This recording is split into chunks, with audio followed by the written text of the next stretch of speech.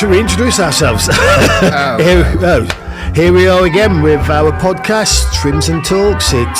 Last week we were joking because when I had to leave early and Lungani took it upon himself there to introduce it as the Lungani Show featuring Donald. So I'm just trying to reclaim my position. There was no rebranding of anything then.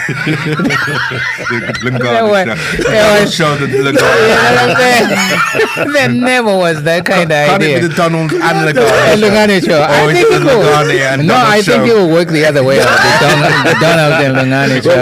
It is the Trims and Talk show. Yeah, the Trims and Talk podcast. Yeah. It's Lloyd. It's brilliant to have you here today. Yes, I mean, we were definitely. joking downstairs that we keep on bumping into one another, and every time we bump into one another, you sort yes, and you know what I'm going to say.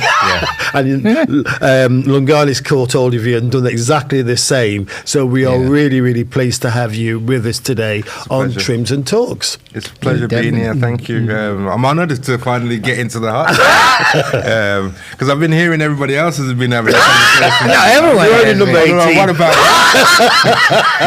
Yesterday I was walking in town and I came across Dominic, slum bars, and I was like, I'm showing him, like the people we have done the podcast. Like, oh yeah, man, these are heavy hitters, man. I'm like, we got Lloyd tomorrow. He says, make sure you press him, Yeah, a lot of the youngsters want to press. I feel like kind of slightly deflated because I'm getting pressed from a few different angles by the youngers at the moment because I'm a bit older in my field of music, and I've got all these. I call them young whippersnappers, but they're like 30, it's old in the game, but they're all like, have you stayed around for so long? And I'm like, I just kept a low profile.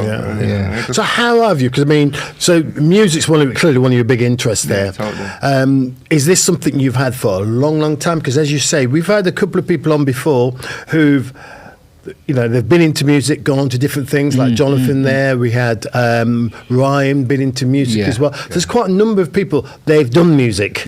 And then they've done something else, but you've still had music there, very much part of you. So I didn't really realise it until I kind of analysed it not so long ago that I'd been in like music all my life in one way or the other. So I come from a very musical family.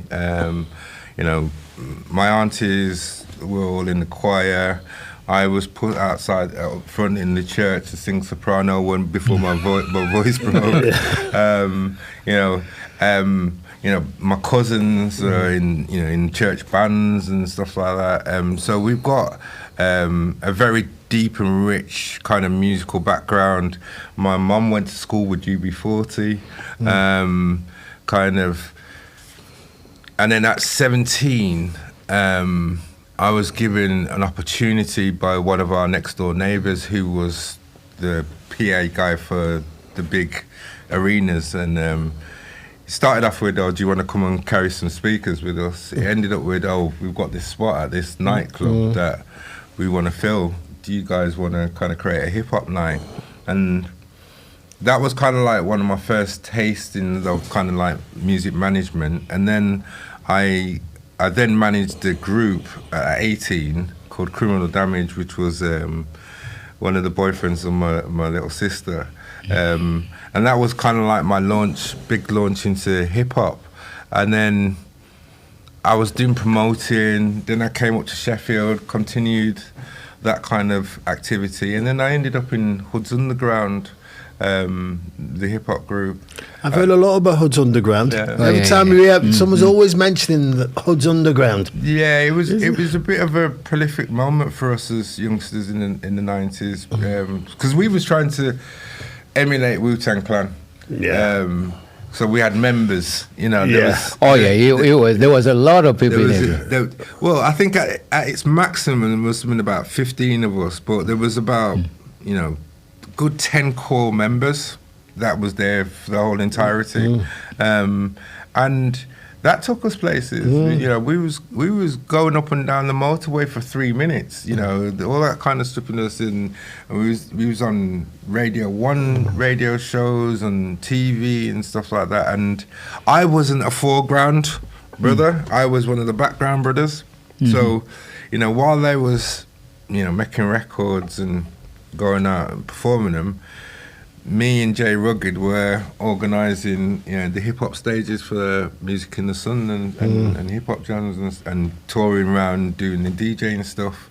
So yeah, it all kind of progressed from there, and then I got introduced to different strands of black music, you know, like the house, you know, arena and the neo soul and stuff like that. And then I ended up being a neo soul DJ, purely because I've always knew that as black people, we always put ourselves into corners that we can't get out of. So, for instance, if you're not Tim Westwood, yeah, you're gonna have a really hard time being able to express hip hop in its authenticity at, you know, at whatever time it is, yeah, and that's because of the kind of, you know, the content that it have, you know. Whether it was moaning about our oppression or bragging about how much money we had and all that kind of stuff, you know, hip hop has always been a hard genre to kind of push out there, unless you've got kind of power and influence to kind of go, no, we're not listening to licensing and the police, and we're pushing on. So I've always had this kind of, I haven't had an easy road whatsoever. And then because of my experience, I get called back all the time to kind of put some sense in it, or reconnect Sheffield's black music with the wider kind of music community, which is difficult as well, because I'd say that we're struggling with a lot of PTSD and trauma from the oppression that we've had in the music biz. So when we do get opportunities, like the Mobos last year, which was a pinnacle for the city, you do get a lot of animosity from those that didn't get the phone call to work on the project. And what they don't realise is it's a project. You know, to them, it's their life and it's what they've dedicated themselves to. And I totally get that, because I've done the same. But to them, it's just a night of music. You know, it's not that deep for them. So where we're putting on all these, should I say, cultural layers onto it, they're not. They're just, will it make me dance? Will I enjoy myself? Can my kids come? You know, that's the questions that they're asking us. So for me, I've always kind of looked at it from a customer perspective. Yeah, and the person who innovated, who set it all up, she's was on TV recently. She's got cancer, hasn't she? Yeah, she's only got a few months to live, if I'm right. Well, all right, look at what Kanye, and this is what I'm saying about the oppression, yeah. Kanye's been pushing black music in this country for over 20 years now. And has she been made a lady?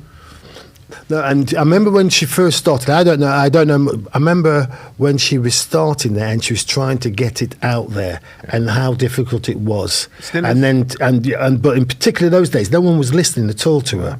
And then to see her 20 years later there, and she was very positive and upbeat, but it was the sadness as well that actually I felt that, you know, just as it's starting to get, she's done so much work to get it where it is, and still has all the difficulties there. Yeah, totally. But she had to work so hard, and I think one of the things we're hearing there is how much work people have to do, and the disappointment which goes alongside it, the frustration which goes alongside it. And one of the things which we've talked with many people on Trims and Talks, in whatever walk of life they have, you know, as a black person in this country, that, you know, frustration. Frustration. It is a frustration. It's just like, it just goes with it. Well, yeah, it doesn't. I think the irritation is if you work in a black space, you're all in the same space, you're all in the same mindset. But when you're working across the borders, you realise that they've got they've got 30% more freer thought than you have, because they haven't got to contest with what they're putting on, how they're projecting themselves, how they're saying things, who's in their network that can support them to get things over the line. Well, I think that's what I was trying to say then, in terms of those people who are having to work outside of a black space, which is most black people tend to work outside of a black space in whatever job it might be. It might be working in security, it might be working in teaching, it might be working in a hospital, it might be working in a shop, it might be, you name it, wherever you might work. These are things you may well experience. I'm not going to say everyone experiences it, because everyone experiences it in a different way. But for so many people, that's what they say they experience. And I know it's something which I experienced. I'm sure it's something, I don't know, I'm going to not speak for you, but that's something I experienced. But you alluded to something about, that has she been made a lady? In terms of kind of, like a dame. Dame or whatever. But that's the thing. I'm always, I know there are those who are of that school who say, what we are doing. We don't really need to be acknowledged by the status quo, so to speak. To be acknowledged for the work we do. We will do it regardless.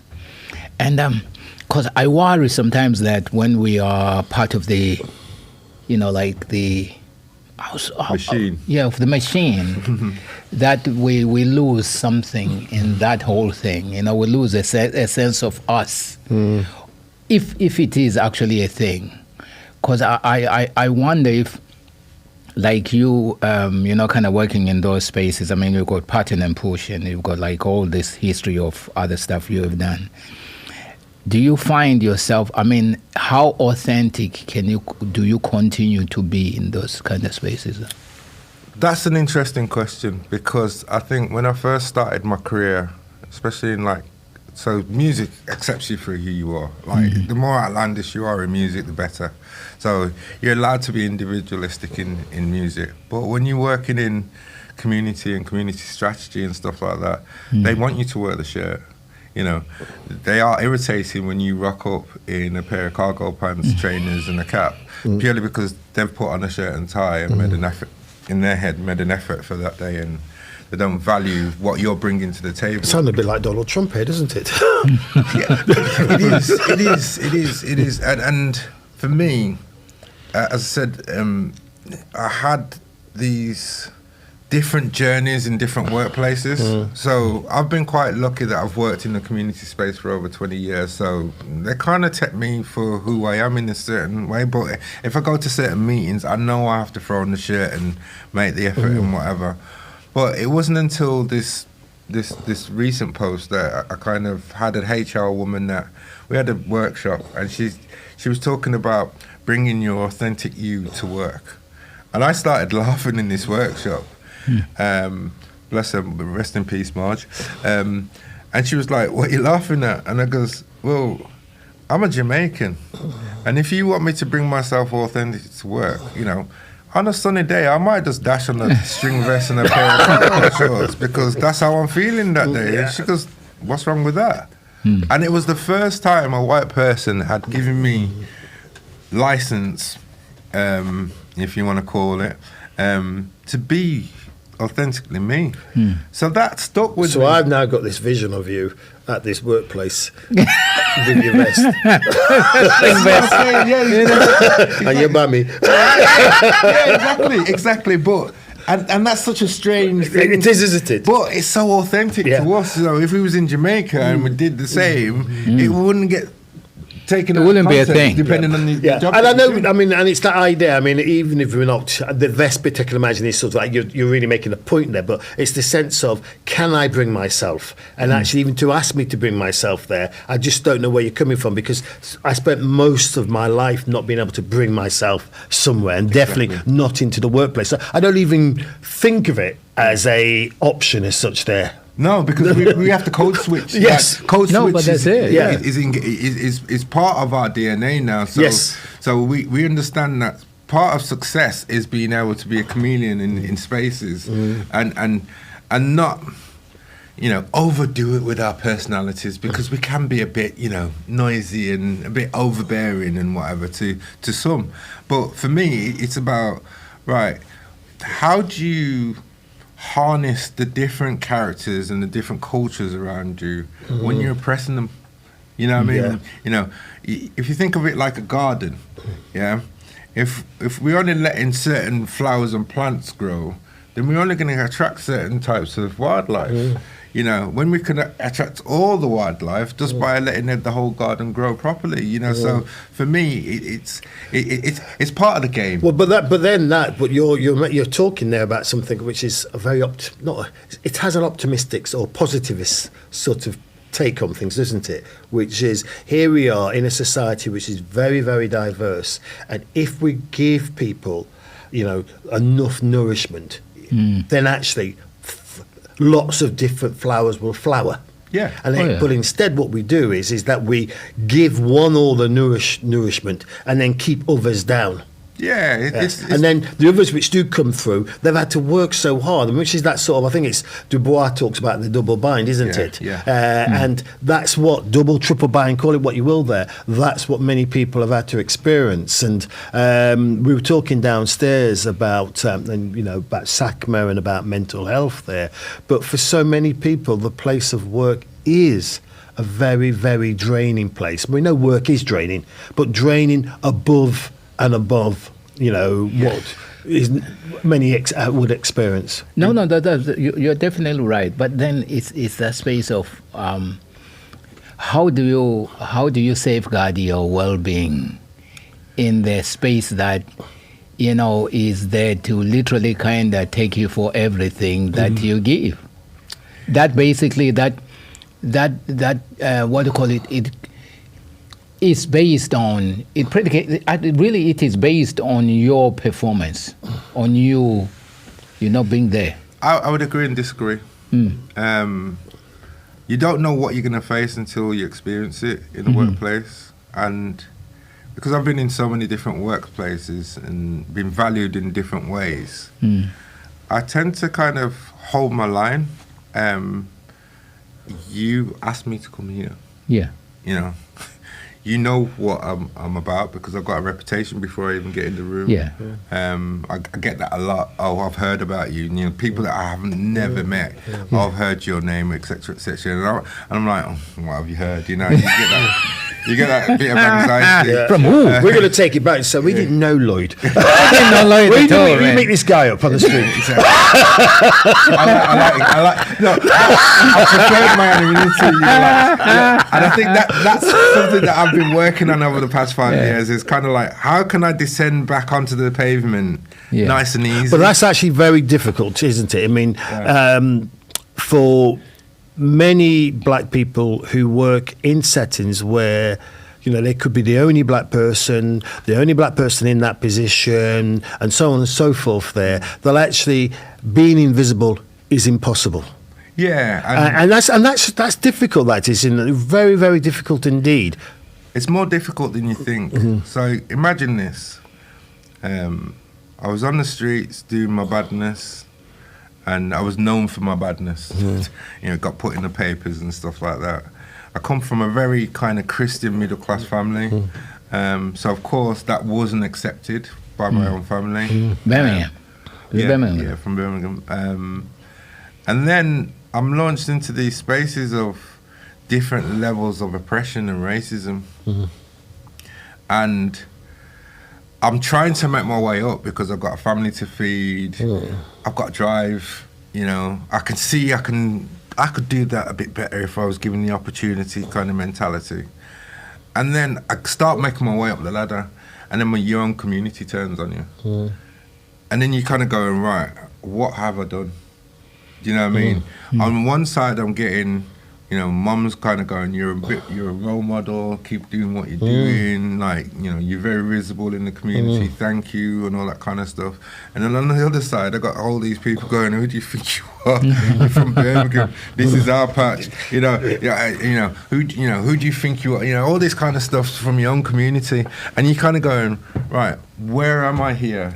Mentally, you've got to be tough. Absolutely. I mean, that's the pressure, isn't it? I mean, say for instance, if let's just say you were, the black ed teacher, Yeah.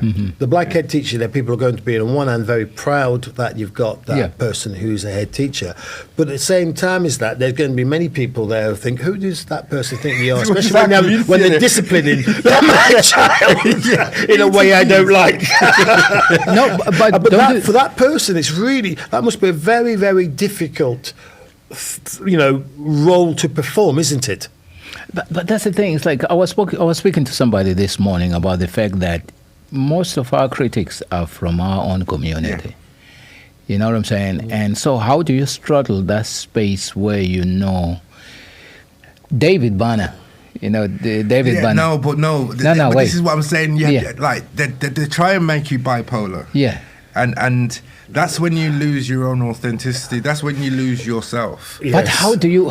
Because I was going to allude to a point that David Banner said. He said, "If you like me, for me, then support me."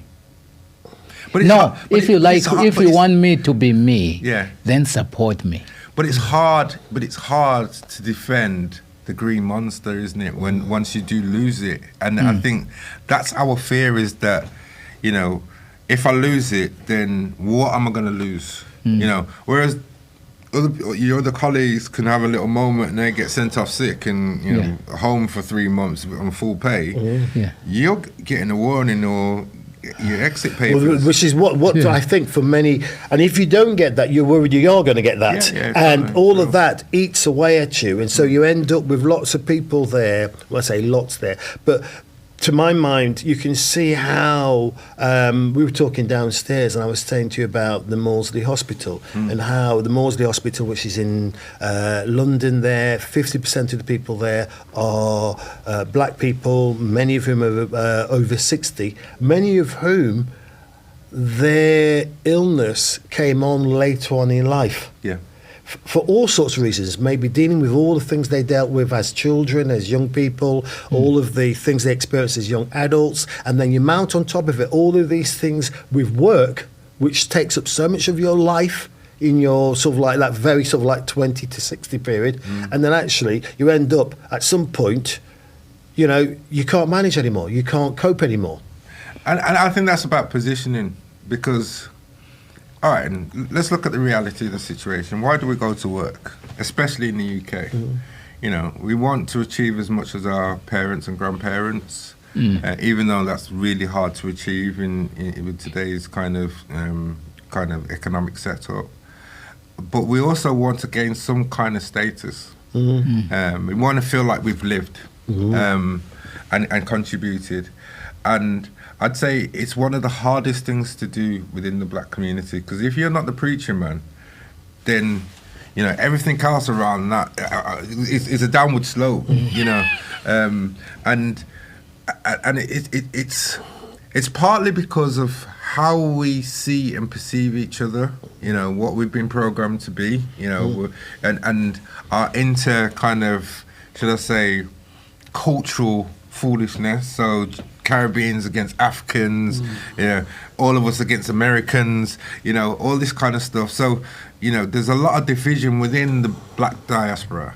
But when you've got stuff that's throwing grenades in there as well, just to kind of, keep us on our toes, because I'm very observant, and I've observed a lot of our elders, because I've been quite lucky to be kind of cuddled by the elders of the city, and kind of they've seen the potential in me and kind of go, yo, come over here, I want to tell you something, and they've given me their gems, but have we given them their flowers for their hard work? No. Do we recognise our black elite, especially in this city? No, we don't. So where are the aspirational points for our kids to actually work hard and build those status? They're hardly there. Well, so now we're going back then to another thing that I mentioned earlier about visibility. On one hand, part of us want to be invisible, but at the other end, there is nearly a not responsibility, but the benefits of being visible, but visibility particularly to, the African Caribbean community in the city. You have to be visible as well in whatever way you can, because without that, you can't be what you can't see. So that 15-year-old can't think of themselves as being X, Y, and Z if they can't see X, Y, and Z already. And I'm saying that in the positive X, Y, and Z. Yeah, I'm not totally. talking about the bad Totally. X, Y, and Z. Totally. You can always see badness. It's one of my theories. So as I was growing up, I struggled to find that positive black role model, and mine was a youth worker called Donald. And I realised I'd become that person just from the positions that I was getting in, and a common kind of opinion comment to me is, "You look good." But I know it's a responsibility to look good. I know it's a responsibility of mine that I've got to have on certain trainers, just so there's a connection point with me and a youngster, because young people will come and talk to me about my clothes, and it's been generations. Like, I'll be sitting outside King's Cross Station eating lunch before I get on my train back home, and somebody go, "I love your drip today." You know what I mean? And I haven't done anything to deserve that, except for I've put on somebody else's clothes that and I'm worn them. But it's a connection point, and what I feel that our community have lost their way in is we aspire to the car, we aspire to be invisible, we aspire to hiding our success and wealth, purely because of the issues within our community of jealousy and stuff like that, because. The reality is 90% of our community is struggling. There's only 10% that have really got it sussed and nice. And then kind of everybody looks at that 10% as who do they think they are. Yeah. And maybe, do you think, I don't want to overdo that there, because, it might be that people they have moments when they want more from other people. Yeah. Right. But most of the time, they're just trying to get on with their world, which has its own pressures, its own sort of... And one of the things I found working at SACMA, I have to say, is that when SACMA have been involved in things, I've been quite pleased with a sense of people just get on with things and do things and enjoy one another's company. And yes, people fall out and people will say things about people, etc. But a lot of the time there is just this sort of it's not done on a fancy level. But isn't that also kind of like because of to your point about the state of us as a community, if we can even call it that, because I'm one of the few people who still believe that, because of the fragmentation of the so-called black community, we can't really kind of in all fullness call it a community, because we don't sit around the table as a collective and strategize for the city. Here's my pushback on that. I work in communities and I see different kinds of formats. Loose, tight, in the middle. At the moment we're in a loose situation. It doesn't mean that we're not a community. We still have a lot of unity. Yeah. We still will gather to... But in small pockets, though. No. I think that's a perception, And I think your point there about we still gather. And we gather on many different levels and different things there. Yeah. And I take your point there, which is on a political level there. Yeah. Maybe you can't see a political representation. No, it is not. But in terms of, people meeting up, and I think I was trying to allude to that a little bit there with just my little experience with, say, SACMA there and going to a few events there. But actually you see people, I think I'm surprised, I haven't seen so-and-so. And there's a connection, but yes, take your point about the political strategization, but isn't that something about in Britain as a whole then? Yeah, does that reflect? Because that's not just Sheffield, is it? But maybe that's probably a British white thing. But because we're in Sheffield, yes. So really, my focus has always been in the city, and I worry that unless we are around those tables, because you always find there are certain people that are castigated with the responsibility of the black community. And they are doing the best they are doing. But I think, for me, it goes back to that thing. If we are into this thing, we will support those who are representing us. And then we have a focal point, because we don't really have much of reference. Yes, of course, we have Sadaka, we have Sakma, we have the churches. Well, okay, I think I may have said this one to you before then, which is, and I've said it in other settings, which is, you know, people have to put their head above the parapet, don't they? Yeah. In whatever walk of life they lead, you know, people will say we need more of this, more of that, more of that, more of that. In whatever you do, put your hand up and take a lead, maybe, in whatever you do. Yeah, But no, for it's all true. sorts of reasons, some people say, I don't want to do that. Yeah, that's it. That's. For I all think sorts that's of where reasons. And some people will do, but some people don't. So my pushback is, okay, let's look at the kind of current political kind of landscape. Tell me a person of colour, let's broaden it as well, that's in the upper levels of politics that can be authentic. None. Right. So there's one point. So to become a leader in those spaces, what you have to sacrifice a lot of the time is your community, your respect within your community, the loyalty within your community, yeah, and then that kicks onto your family as well. Oh yeah, that's true. Just so you can have a bit of power that you'll never be able to massage into your community. Because the point of us becoming political leaders is to steer the power vein into our communities, hence so we can be able to be economically viable and thrive from that situation. Now, we will never get into that situation in this country. We've got a Nigerian at the moment that's the head of the Conservative Party. Is she vouching for black values? No, she's leaning more into right-wing values than Nigel Farage. You know, so the point that I'm making here is leadership is a lonely place. Success is a lonely place in the black community, purely because there is so much suspicion around that power, that influence. So for me, in the position that I am in, like, remember, I've come off the streets. Yeah, everything that I'm doing, I'm actually pinching myself. You know, I'm actually, you know, reflective, very reflective, and kind of going, you know what, I'm actually in a good position here. You know, I might not be in the best position I can be. You know, so people perceive me as being much wealthier and all the rest of it, you know, than I actually am. I'm still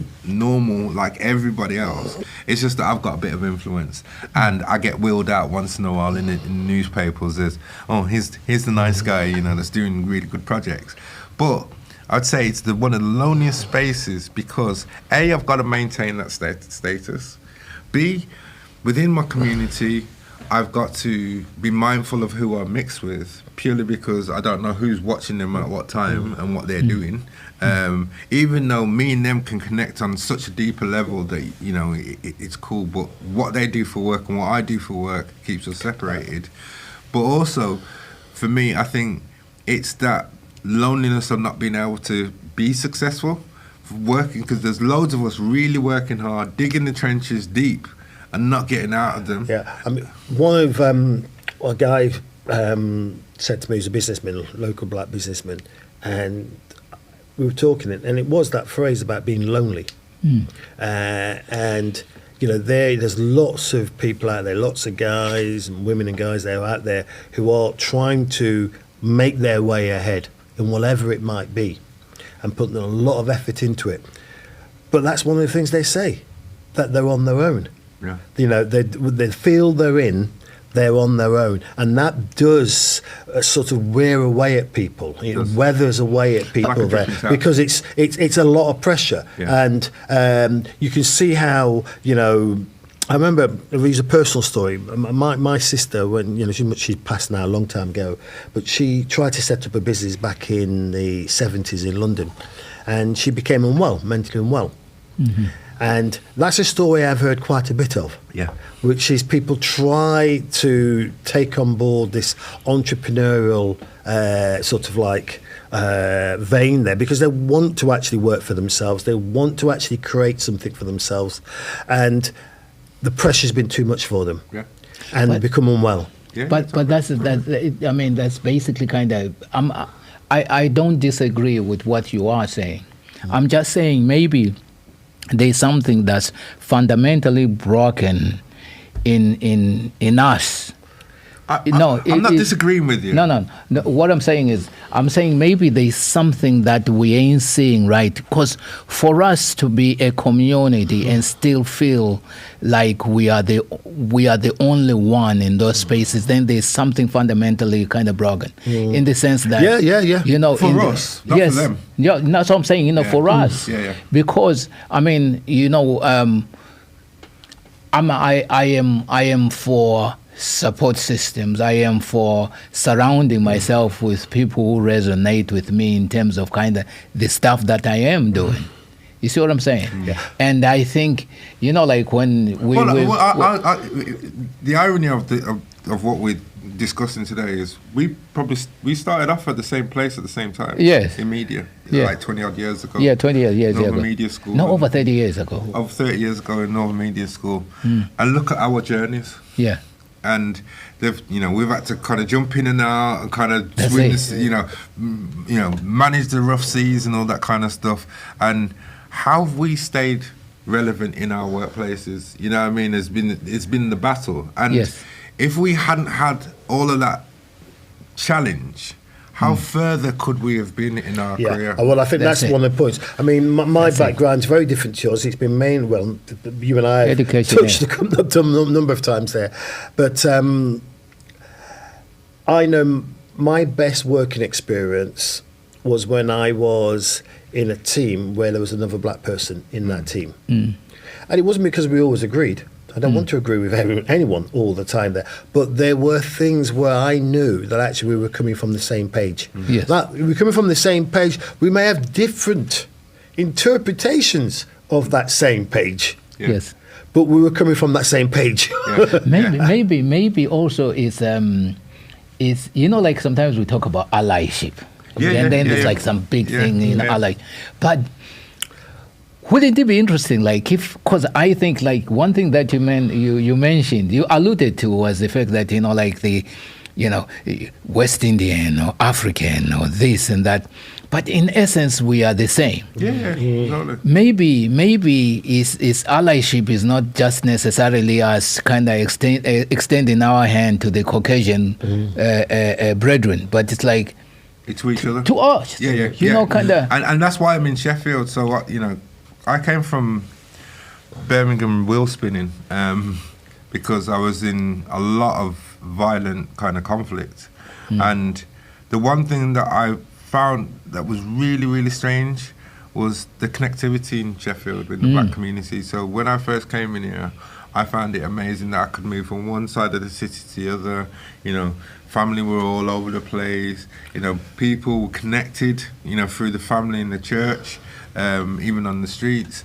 And for me, I was like, "Raw, you guys can chill with each other, and it's not no." That wasn't something you were. It was alien to me because we'd descended into gang warfare in my kind of teenage years in Birmingham through a few films. So there was New Jack City.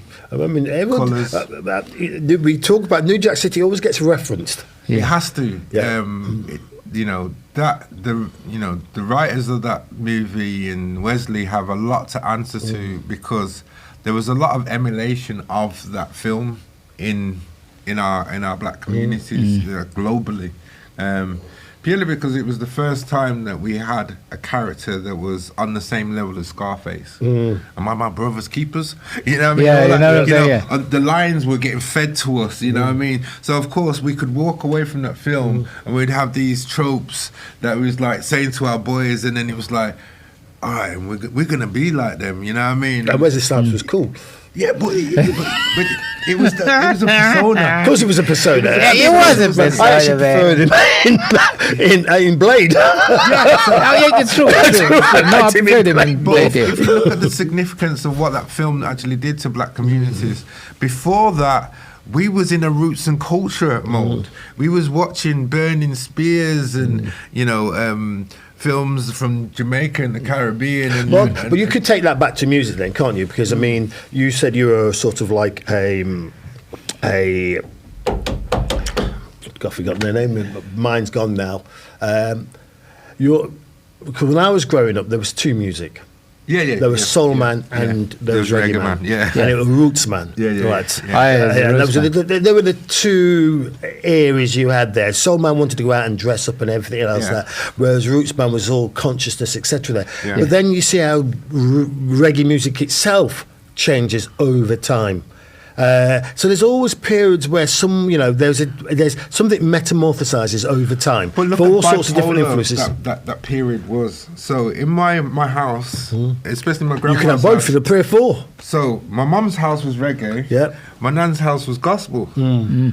I grew funky dreads. First thing my grandma was doing was dragging my hair, going, Not in my yard. not his dread. You know? Not in my house. But if you looked at what was going on, Yes. the Rasta man was teaching us our culture, and the gospel was teaching us how to be controlled. You know. So for me, it was like, I don't know where I'm going here. You know, like because I hear what Marcus Garvey, Bob Marley, everybody was telling me and kind of enlightening me to what was coming. But I've also got the Bible kind of going, second you can, you know what I mean, and follow the road, you know what I mean? But isn't that then that sort of like what someone once said to me there, that we are all many different things. You know, we're like, call it like a diamond, you've got 7 sides. Yeah. And then we have these different sides. It's clearly, and if you're, for some, you're just immersed completely in one thing, right? Yeah. For others, they've got different sides to themselves there. And sometimes they have a difficulty of reconciling those different sides. And that's because of the mental health that we inherit.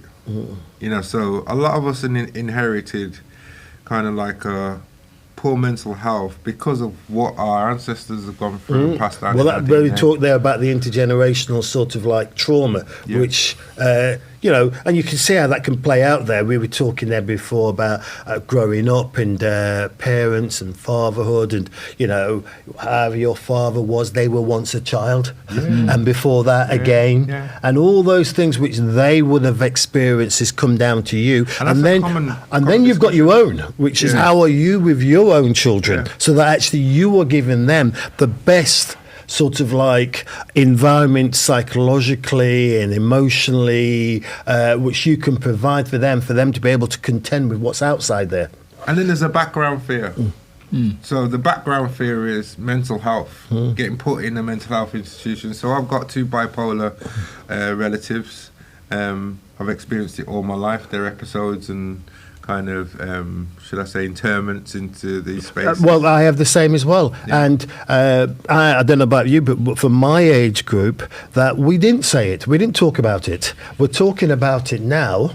But, most people, I knew many people when I was growing up who later on I realised they had a sister or a cousin who was unwell. Yeah. And that's how I used to say, they're unwell, Not every family. Every family, yes. Has got one serious individual that's struggling with mental health. Absolutely. In an institute, have been in an institute for like 30 years and nobody Do you knows. ever think back on your own life, though, that for the grace of... Because I look back on my life and think to myself, you know what? It don't take that much to you to... No, it doesn't. For you to... It really doesn't. Because we've all wobbled. Yeah. No, I don't know about you, but I've wobbled. And how does that wobble and that bend, which is what you could call is sort of the, life, how does it, in some cases there, that actually stopped you from breaking? Family. But that's the thing, for me... Family. Is it family? It's family. If you know his mom, let me tell you, your mom will sort you out anytime. I'm built differently. So you said family then. So what is it for you that family keeps? Because others would say they've got families, strong families, and all the other bits, etc. But they've broken at that point there. And I'm saying broken in a sense, and that's not the right word because when I talk about I'm using my own example there, which is, sometimes, I don't know, you look back and you look, oh, geez, how did I get through that? Or I was in a bad place then, I didn't realise I was in a bad place. That's the worst bit. Well, you don't even realise that you were not too good. I'm lucky. personally because I've got the mother that I have, and she's been through so much that she's been able to impart on resilience. So, you know, I come from a very kind of, should I say, funny family. You know, if we're not laughing, there's something up. Because each one of us will kind of, you know, it's like a challenge. So resilience then. So the resilience within our family is quite deep. But also, if you haven't got a member in your family that is open and willing to accept you for who you are, then you're always going to be, you know, on the edge of mental health issues, because a lot of it is about acceptance. A lot of it's about being accepted within your own group, let alone the wider diaspora. You know, if you're not accepted within your own family group and you're seen as the black sheep, then that sends you over the edge. So my mum's the black sheep of her generation, and you know, being the eldest son. But even that phrase, you know, it's racist. It's racist. It is. You know, the language we have around us is so. Oh, we used the term picnic. You know, I bet you a lot of black people don't understand that it's about turning a black person on a spit over a fire. That's where the word comes from. But for me, you know, being brought up by this woman that kind of did it the hard way. You know, we was in dire poverty, you know, and I only can say that now because I understand poverty and its reality. You know, we was regularly going at least one day in that house without food. As you know, 4 kids, you know, and herself, she's struggling to bring us up on the benefit system. We knew the benefit system inside and out, you know, the milk tokens, standing up in queue on a Monday morning outside the post office so we could get something to eat before we went to school, all them kind of things. And for me, that is designed to send you over the edge, because the reality of it is the country is just that rich that we can give everybody a set wage, and then everybody gets on with their passions, and, you know, but we don't want to use that format. We want to use an oppression format which exploits migrants using racism, because that's, you know, if you look at racism in its core form, what it's there to do is to exploit other races to make, you know, the colonists more comfortable. The racial capitalism, as Eric Williams coined it back in the 1930s. And what we're seeing here in the UK is they can't leave that offshore. They have to experiment with us inshore with those. So we've been a very good experiment for them to then take out to the rest of the world and oppress other communities. And for me, it's understanding that. And there, you can be too woke as a black person. You can understand too much of the system, which then kind of irritates and frustrates the life out of you, because you can't do nothing about that unless you move country. And for me, it's kind of like the problem there is when my grandparents came, they didn't come for long term, but they ended up having to be long term because of the structure that was around them. You know, they had to get a mortgage to live in a decent area without any kind of harassment.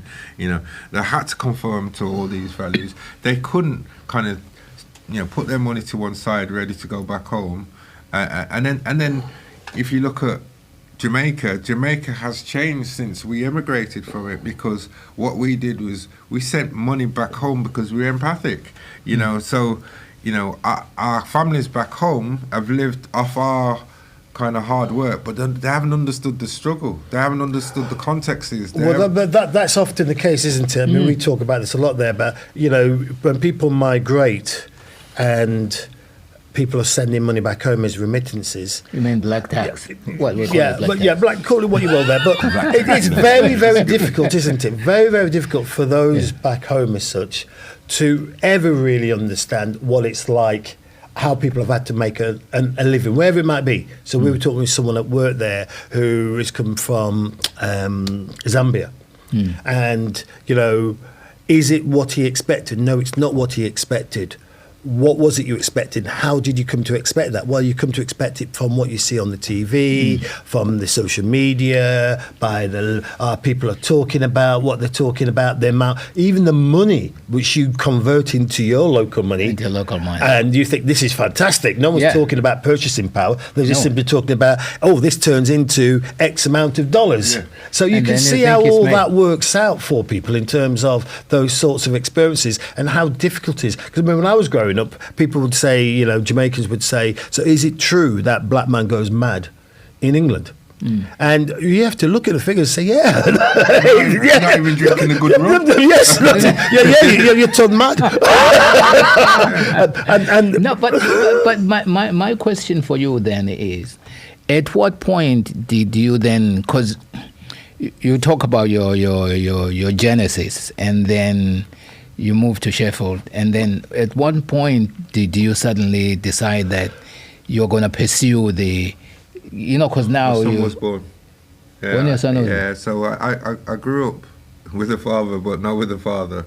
So my father, coming in and out of my life periodically when he wasn't in jail or messing about with his other kids and stuff, and the pain and the trauma from that experience, I swore to myself that, when I had kids, if I was going to have kids, I'd bring them up myself, because, I'd always had that hankering feeling of wanting to be alongside my dad. And then when I was alongside my dad, I was like, I can't be dealing with this geezer, he's doing my head in.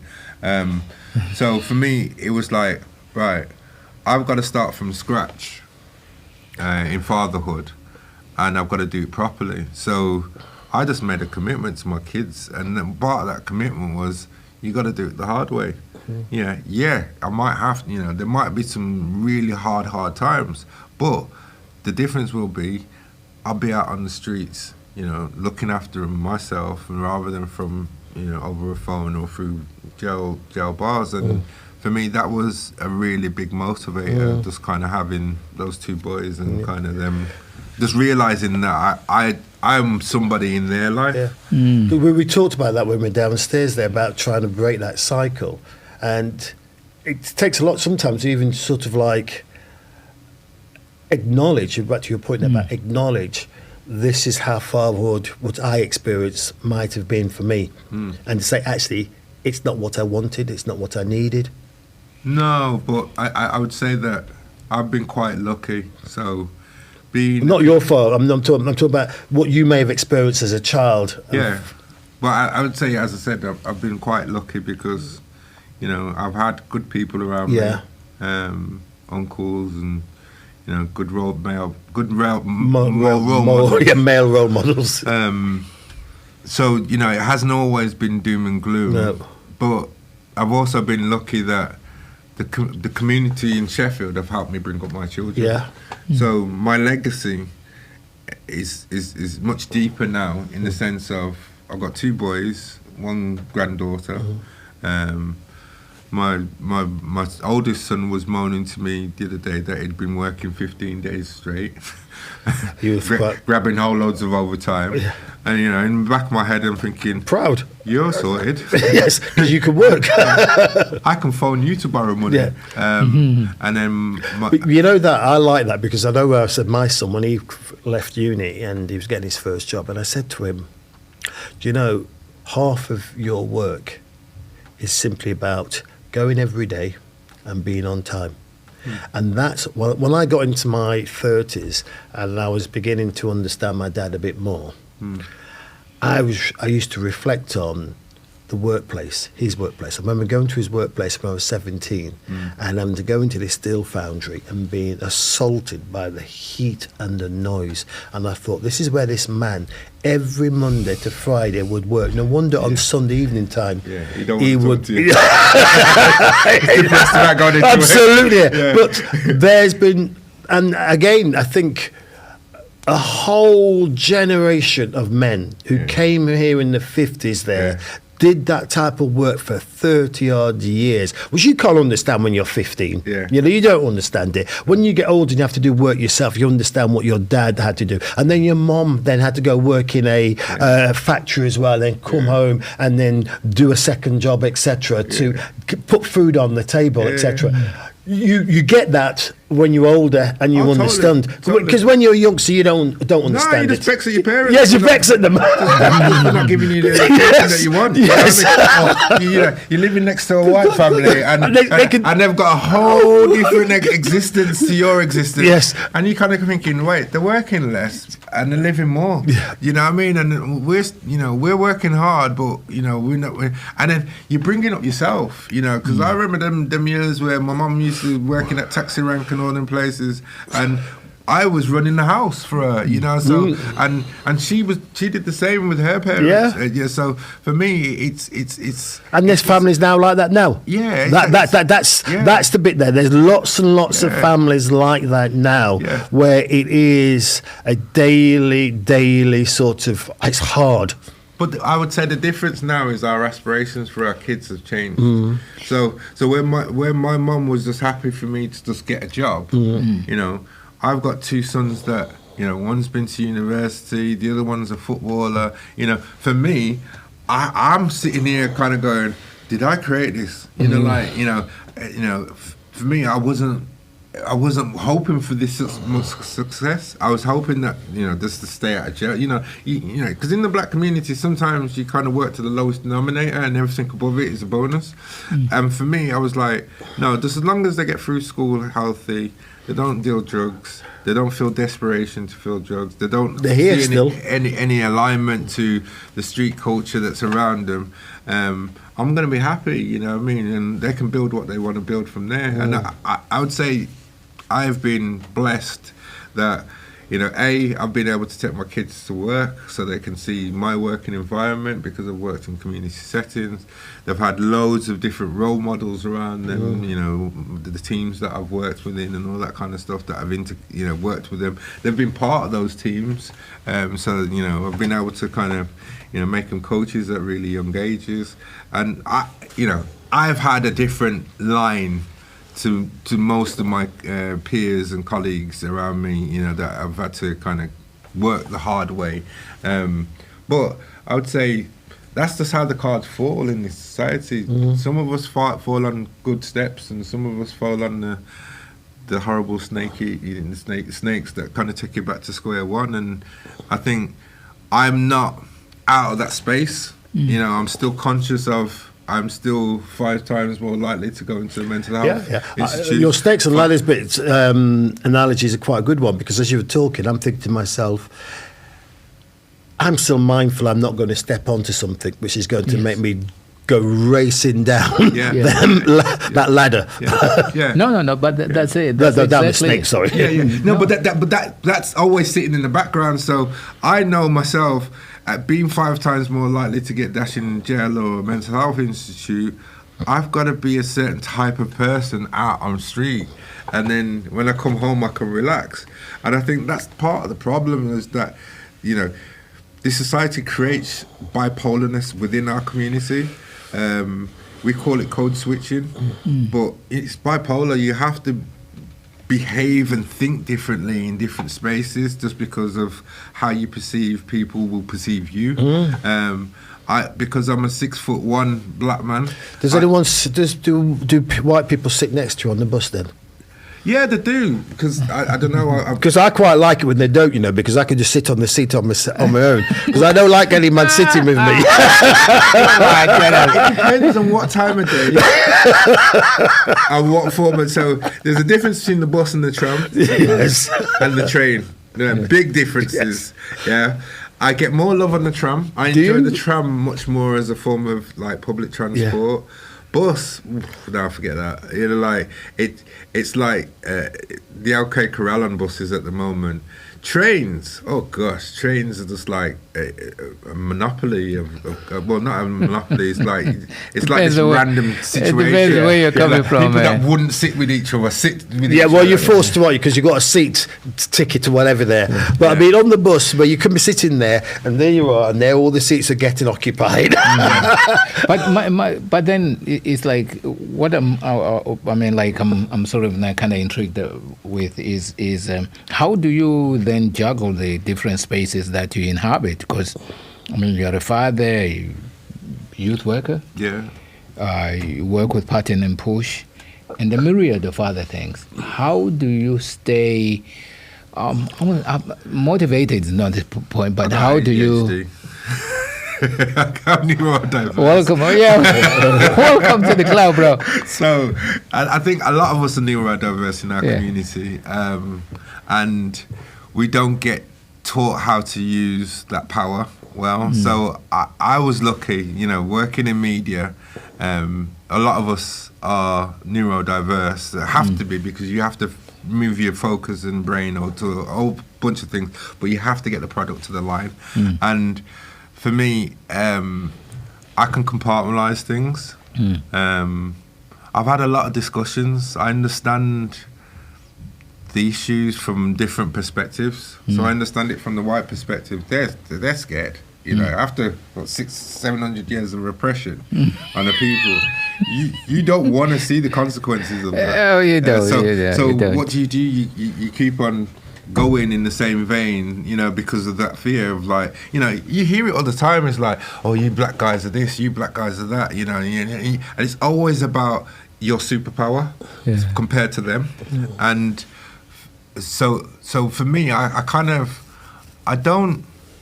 understand the fear and understand why we're in the position that we are, and I understand that it's not everybody, it's a small elite that are influencing the majority that then oppress our community. So you kind of you can see the chain of the chain reaction.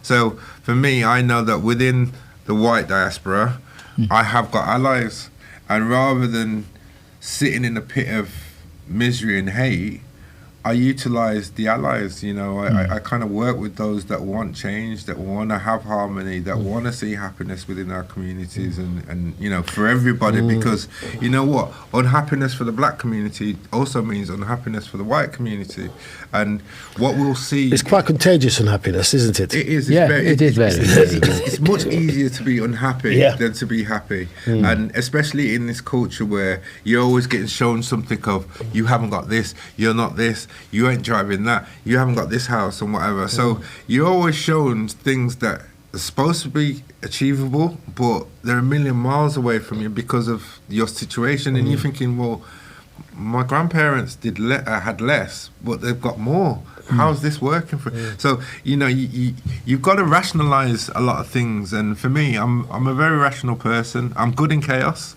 So the work that I've done in over recent years is gang mediation, conflict resolution, all that kind of stuff I was really comfortable in. But I also realized how dangerous it was for me and my family to be in that space, and what my reputation was turning into. So I was moving away from the good guy into the guy that can stand in amongst all this drama and conflict and sort it out. And I was like, but I'm not that guy. Really, I'm just the brave guy that's willing to pick up the phone and have a conversation with two warring groups and kind of go, right, can we find some peace in this situation, because everybody's watching you and you're going to get locked up for 15 years. There are other choices. Let's talk them through. You know what I mean? So for me, it wasn't hard being that practitioner. But it was hard being that practitioner, because what I was realizing was every night, every situation that I was sorting out, I was getting residual kind of effects off it. So, it's like a bean, you're dropping one bean in the cup. After a year of dropping those beans in the cup, that cup becomes full. How do you empty it? And then I also realized that was me trying to hold off my own traumas. So it wasn't until I was taken off I was bamboozled into going to a trauma weekend with 20 odd other men, and I had an epiphany in the middle of a field full of cow dung, about. It's probably the best place to get one of those epiphanies. Well, yeah, it was like, you know, it was that reflective moment where you kind of went, oh, I've been such an idiot for so long. Yeah. And there's been so many people that have loved me and tried to carry me through this idiot character that I haven't really acknowledged them or seen them, you know, seen what they was trying to do and achieve with me. And that moment led me to apologise to a lot of exes, who then turned around to me and said, I needed that. So I was like, right, by me healing, I could actually heal the wounds that I'd created. Yeah. And for me, it was just kind of like, you know. How's that affected then, say, relationships with, not to say the intimate others, but with just friends? And, you know, because one of the things we've talked about before, we went to Fade's barbershop and we did, it was a great experience of getting men to talk about, when was the last time you said, I love you? Yeah. And there was a little bit, what? No, I've got a group of friends that are really secure in their manhood, and even if they was gay, we wouldn't be bothered. You know, like the confines of my community and culture, I've kind of pushed away. You know, like, because you know, there's good and bad in every community, and you know, and for me, it was like, what am I gaining from these relationships? That's my principle. Yeah. That's my, you know, it's not transactional. It's more about, are we aligning in our frequency? Yeah. Are we aligning in our ethics? Can we have debates and kind of, you know, safe, and where we still, you know, we're not trying to win. No. To beat, we're just trying to learn. We're trying to be open. We're trying to be curious. That's it. I've got to give Longani his due here. He's great to talk with because he's open. You know, even when he talks the daftest things. It makes me laugh, but it makes me think. Yeah. And that's, you know, and now, you know, I like... And that's what we're missing in yes, our community. That's it, that's it, bro. There's a challenge, there's a curiosity, there's something there which just makes you don't stay still. That's it, bro. And coming back to your point of unity and stuff like that, is where are the spaces for that? Yeah. So it's not about whether we're in the political spaces or whatever. Do we create spaces where we as men can come and have a safe conversation about what's bugging us that day or the issues that we find hard to kind of to process? Yes. You know, I'll advertise them. Two groups I'm a part of, Man Talk, which is run at SACMA the last Friday in the month, and Fades do a men's group as well. Personally, I'd love to see more. No, that's it. You know, that's I it. find them really, really supportive environments in which a group of guys can just come and talk. Yeah. And, you know, and it makes me think more. I'll tell you one of the things it makes me remember is that when you were 15 and you had a group of mates and you were just looking out in the world and starting to think about the world, and you'd sit and you just dreaming about the girls, you'd dream of the girls. You'd be talking about all sorts of stuff there, and you'd go back and forth, but there was something there which made you feel quite sort of like safe with it, but also you were looking outward at the same time. But the process itself was actually like a warm blanket. So how was your mental health? I'm a bit. I'm good. As I said, I'm built slightly differently, so it takes extreme situations for me to kind of start mentally breaking down.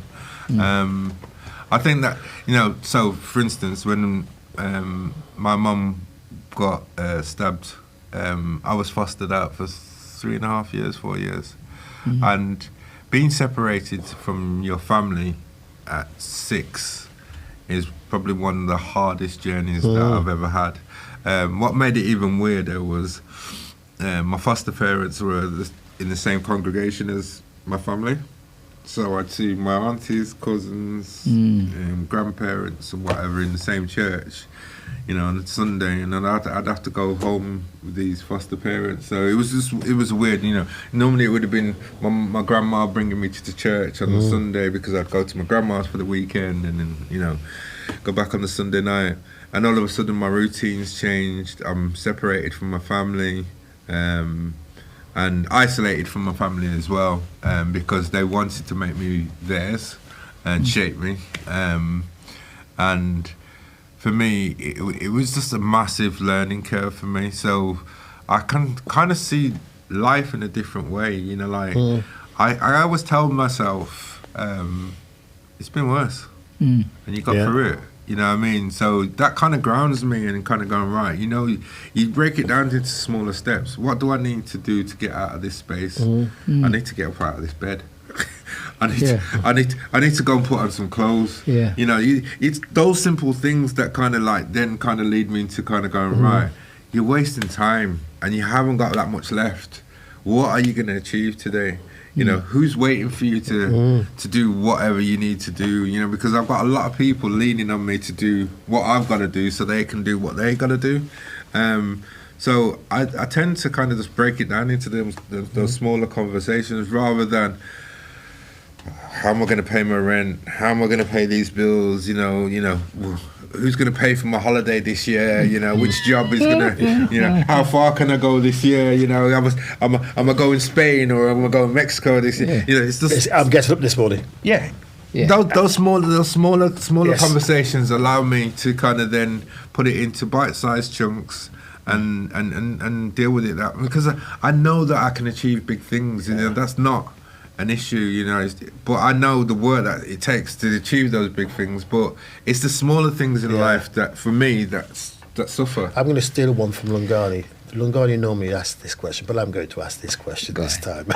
You know, which is, what is it then which basically is your thing, which sort of like just gives you, you know, a little bit of, you know, comfort, enjoyment, just takes you away from it all. You know, for some people it might be walking, some people it might be their music, some people it might be just simply being in the garden. What's your thing? Two, yeah. Good music, a good playlist. Yes. Yeah. What's on your playlist then? What's what's playing a lot now? So,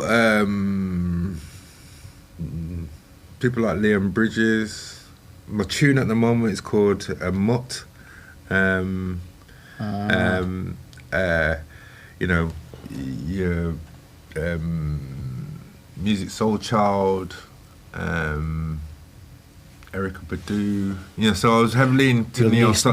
Neo soul is more is like the contemporary kind of conscious music. Yeah. So you know, I've got a room full of vinyl. So. You know, when still got your vinyl? Yeah, when it really gets dark, I can just go in there for 2-3 hours and just put on tunes and have a bit of dance by myself. Yeah. You know, like no one's watching. Well, they ain't. So I can dance how I want to dance. And you can bust some moves. Bottle of rum goes on the table, tunes come out. And I'm totally in my own zone. You know, like, I don't need anybody. I'm actually like, I'm turning my phone off. You know what I mean? Because I don't want anybody to interrupt this moment.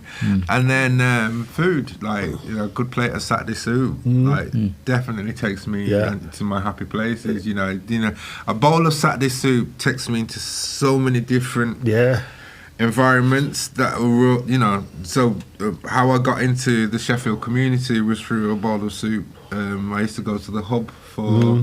Oh yeah, the Hub gets mentioned a lot. I have to say, so a shout out to the Hub. The Cold Case. They helped them in. They was the bunch of guys that actually put me on. So Cold Case, Colvin Williams, Clinton McCoy, Dave Campbell, Des Smith, Val, you know, Pam. You know, there's loads of people that I walked into a community centre and they went, well, go on. didn't kick me back out, and it was like, yo, there's food getting served in the hall, gonyam. And you know, for me, that was a really good entry point. So that bowl of satay soup for me was key. And will remain key. You know, I know it's a tool that we can use forever and a day to kind of bring our communities together. And yeah, those are the two things that I kind of really you know, when I'm in like really desperation, I'm like, Set the soup and music. Set the soup and music.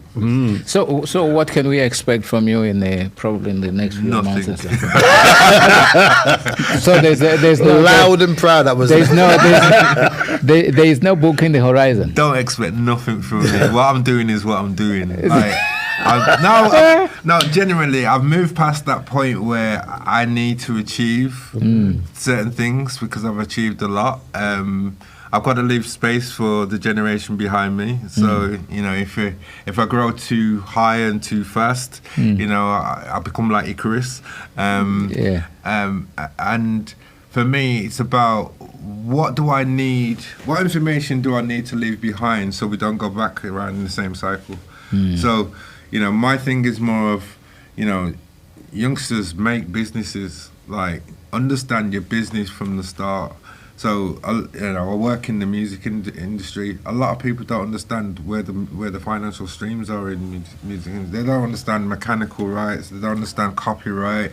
You know, all these different, you know, financial streams. All they're looking at is how many people are liking my music. So for me, it's about imparting in that. Also, letting people understand how much value they have. You know. The latest one is data. You know, did you know that if you have a car crash and it's recorded properly, that car crash is actually worth about £10 million to the companies? So if you think about that, you know, we're worth £1 million when we're dying on the pavement, stabbed up. You know, so if you understand your own worth, it's easier for you to kind of, you know, love yourself. You know, I know I'm worth £1 million. You know, bleeding out on the pavement. You know, like that's a different concept to being a no mark. You know what I mean? So yeah, the reason why I carry myself with pride is because I know what I'm worth to the outside world. You know. I think that's a great place to carry yourself with pride. Carry yourself with pride. Thanks a lot, bro. No, it's been a pleasure. You know, really. It's been brilliant. I'm still waiting for that book. Or something. A lot of people have asked me for the book, you know, but I don't think I was ever in a place previously to be able to write that book because I call it my boxes. I put my trauma. I had this image in my head where I was putting trauma into boxes, putting them to the back of my mind, and thinking, I'm moving on. It's not affecting me. And recently, I've started opening them boxes and being in contact with my emotions. So I've learned how to cry again. I was about to ask you, when's the last time you cried, bro? So before I kind of cried, like recently, it must have been a good 15, 20 years. It's a good while, that, isn't it? Yeah, it takes something really extreme to get me going, you know what I mean? And now I can access that emotion, which is a relief. You can understand why. Absolutely, yeah. You know, people kind of... It's necessary. Yeah. But masculinity doesn't teach you that. You know, alpha masculinity doesn't, you know... Me cry. Man don't cry. Man don't cry. But man might be dying inside, but man don't cry. Anger is easier to handle than the source of the anger, which could be, you know, the whatever it might be, could be. But crying is a much more difficult one to show. I can show anger. Well, I'm not saying I do show anger, but when you're growing up, anger is easier than crying. Yeah, totally. But you have to deal with the consequences of anger after. Absolutely. After it. So, but you know, having a good cry. I think I'm with you on that one there. Yeah. But that's the thing. I think for me, it's like what stops. I find it hard. You know, the anger bit is hard for me. So maybe because it's like it's constant waterworks. So. I don't have the energy, for anger, bro. The question I need to ask you is, which Ngani am I talking to right now? No, Because you just changed persona, right? I'm telling you. Before he's the hatless, now he's got a hat. Oh yeah, no. We've got road Are we going to get a ski mask or something? No, wait. Hey, let me tell you. Is your older road man? Big man road man. This is like, Road man Luch. no, this is like, like I'm constantly cold, Literally, it's like now, now, I'm confused. Mind you, I was looking to England. I don't know. You know what? That's a question I've been I'm trying to kind of figure that one look, out. Daddy, I was looking at you on there. I was thinking, hold on now, that man's hench now.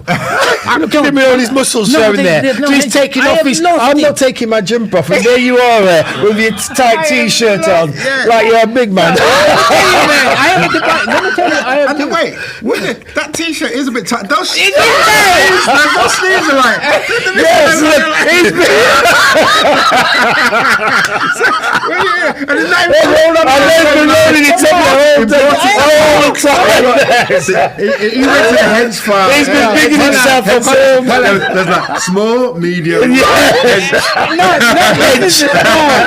This is all my T-shirt can't fit me. It's like I've lost so much weight, bro. It's like it's unreal. Now I have to dig into my son's What, they're too big for you? Yeah, they're too big. They don't show you form. Hey, if you're spending the money spending at Virgin, he wants people to see. But I've always spoken about this thing that we don't train. It's like like my missus doesn't look at me and think, oh yeah. She'll probably tell me, oh, you've lost too much weight.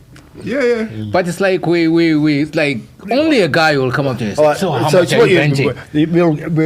We'll do it for other men. We'll show you. You're looking good, Lungard. Is that what you're fishing for? Thank you. I appreciate that. Thank you very much. Definitely road man. Come on. Sorry. Thank you very much. One last question. Right. What kind of kit do you wear to the gym? Are the T-shirts tighter? The shorts? You got them little shorts, the body shorts. You got the body shorts.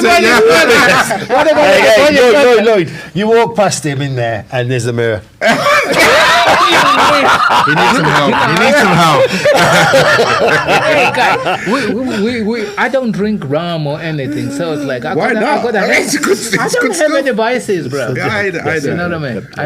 Hey, Lloyd, can I say thank you very much? Thank you, bro. It's been Thank you great very to have much, you there. man. And lots and lots of things we had to talk about there. That's what I'm saying. If he came up with a book, I'm he asked queuing everyone up for about a that. book there. You're the one who's got to write a book, Lungardi. As I said, I'll write a book when I can deal with the trauma. I don't want to pour this all out and then I've got to deal with it. Absolutely. Did you ever? I mean, I read what's his name's book now, David Harewood's book. Yes. And that is hard to read, man. Thank you for joining us today. He said he struggled Don't afterwards. forget to I can understand because I struggled with it. And I never miss did an a film episode. with Until next time, Richard Buell. keep those and it was conversations supposed- going. They wanted to take me down And the the clip was stereotypical buzzing. route. Richard,